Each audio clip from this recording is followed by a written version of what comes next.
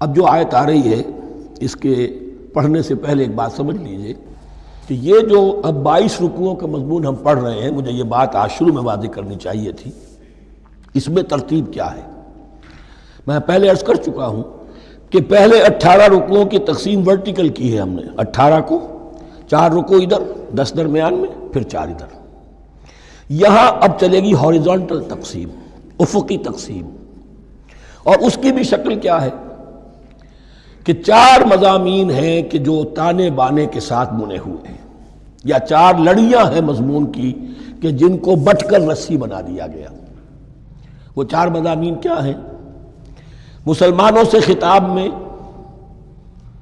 ان کے لیے عبادات اور احکام اور شرائع،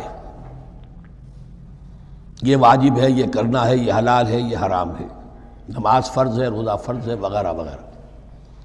اور 2 لڑیاں جہاد، جہاد بالمال، جہاد بالنفس۔ جہاد بالنفس کی آخری انتہا قتال ہے، جہاں انسان نقد جان ہاتھ پر رکھ کر، ہتھیلی پر رکھ کر میدان میں حاضر ہو جاتا ہے۔ جو جنگ میں گیا اس نے اپنے آپ کو موت کے لیے پیش کر دیا، بچ کر آ جائے تو بونس ہے۔ اس اعتبار سے یہ 4 جڑیں۔ شریعت کو 2 حصوں میں تقسیم کیجئے، عبادات اور پھر بقیہ احکام شریعت، معاملات، جن میں خاص طور پر شوہر اور بیوی کا تعلق جو ہے وہ سب سے اہم ہے۔ لہذا اس صورت میں آپ دیکھیں گے تفصیلی احکام آئیں گے آئلی قوانین کے ضمن میں۔ دوسری طرف جہاد بالمال یعنی انفاق، اللہ کی راہ میں خرچ کرنا، اور جہاد بالنفس جس کی آخری منزل قتال۔ اب یہ 4 لڑیاں اس طرح سے ہیں، فرض کیجئے ایک لال لڑی ہے، ایک پیلی ہے، ایک نیلی ہے، ایک ہری ہے، ان کو بٹ دیا گیا ہے۔ جب ایک طرف سے دیکھیں گے تو کٹا پھٹا نظر آئے گا، رنگ لال نظر آیا، پھر پیلا نظر آیا، پھر نیلا نظر آیا، پھر ہرا، پھر لال، پھر نیلا، پھر پیلا، پھر ہرا۔ تو ایسا معلوم ہوگا جیسے کٹے پھٹے ہیں مضامین۔ لڑیاں کھول دیجئے، معلوم ہوگا ایک لڑی وہ بھی بڑی مسلسل ہے، جہاد بالمال کی، ایک لڑی ہے جہاد بالنفس یعنی قتال کی، ایک لڑی ہے جو عبادات کی، ایک لڑی ہے معاملات کی اور شریعت کے احکام کی۔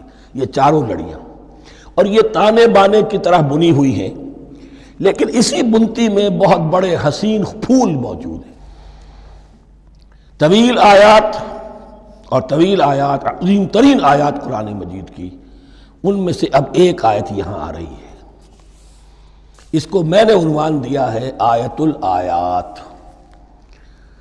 ان فی خلق السماوات والارض واختلاف اللیل والنہار والفلک التی تجری فی البحر بما ينفع الناس وما انزل اللہ من السماء من ماء فاحیا به الارض بعد موتها وبث فیہا من کل دابۃ وتصریف الریاح والسحاب المسخر بین السماء والارض لآیات لقوم یعقلون۔ اتنے فینومینا آف نیچر کسی ایک آیت میں جمع نہیں ہے قرآن۔ اللہ تعالیٰ تمام فینومینا آف نیچر کو اپنی آیتیں قرار دیتا ہے۔ آسمان اور زمین کی تخلیق، رات اور دن کا الٹ پھیر مختلف جگہوں پر، اور یہ جو ستارے ہیں اور یہ جو بھی نباتات ہیں زمین کی، ان میں سے آیتیں ہی آیت۔ لیکن ان آیت الآیات کو جس طرح یہاں ایک آیت میں سمویا ہے، یہ حکمت کا ایک بہت بڑا پھول ہے، بہت بڑا پھول جو ان 4 لڑیوں کی بنتی کے اندر آ گیا ہے۔ یقیناً آسمان اور زمین کی تخلیق میں اور رات اور دن کے الٹ پھیر میں، اور اس جہاز میں یا کشتی میں جو چلتی ہیں سمندر میں یا دریاؤں میں، وہ سامان لے کر جو لوگوں کو نفع دیتا ہے، بما ينفع الناس وما انزل اللہ من السماء من ماء، اور اس پانی میں کہ جو اللہ نے اتارا ہے آسمان سے، فاحیا به الارض بعد موتها، اور پھر اس سے وہ زندہ کر دیتا ہے زمین کو اس کے مردہ ہو جانے کے بعد۔ بے آب و گیا زمین پڑی تھی، بارش ہوئی ہے، اسی میں سے رویدگی آ گئی ہے۔ وبث فیہا من کل دابہ، اور یہ تمام حیوانات اور چرند اور پرند جو اس کے اندر پھیلا دیے گئے ہیں۔ وتصریف الریاح، اور یہ ہواؤں کا چلنا جو ہے، کبھی پروا چل رہی ہے، کبھی پچھمی چل رہی ہے، کبھی مشرق سے آ رہی ہے، کبھی مغرب سے آ رہی ہے، تصریف الریاح ہے۔ والسحاب المسخر بین السماء والارض، اور ان بادلوں میں کہ جو معلق کر دیے گئے آسمان اور زمین کے درمیان، لآیات لقوم یعقلون، ان سب میں آیات ہیں، نشانیاں ہیں ان لوگوں کے لیے جو عقل سے کام لیں۔ ان کو دیکھو اور ان کے خالق کو، مدبر کو پہچانو۔ آیات ہے۔ اور ان کے آیات کے پہچاننے کا جو عملی نتیجہ نکلنا چاہیے اور جس کو عام طور پر لوگ نہیں پہنچ پاتے جس تک، اب اگلی آیت میں اس کا تذکرہ ہے۔